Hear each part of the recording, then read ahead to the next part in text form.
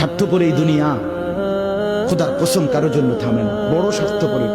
হ্যাঁ, যেদিন বাপের জানাজা পড়ে, যেদিন বাপের লাশ কবরে দাফন করে, সেদিনও বংশধর সন্তান ছেলে মেয়ে ঘন্টাখানিক 2-4 ঘন্টা কাইন্দা কাটটা হইল, রাতের বেলা ঠিকই ভাত খায়। হ্যাঁ, পাশের ঘর থেকে খানা আনে, ওরা ঠিকই খায়। স্বার্থপর দুনিয়াতে থামে না রে ভাই, থামে না দুনিয়া। ওই জন্য আমাদের কারোর জন্য থামবে না। তুমি আমি মরে গেলে শেষ। আবারও বলছি কথা, আমি মরে গেলে এরপরে পৃথিবী যত আধুনিকে হোক না কেন, আমার কি কথা বুঝছিনি?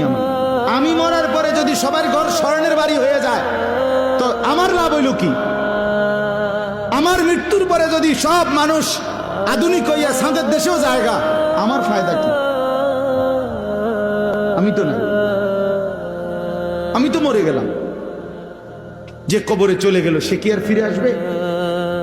আল্লাহ আমাদেরকে বুঝ দান করেন।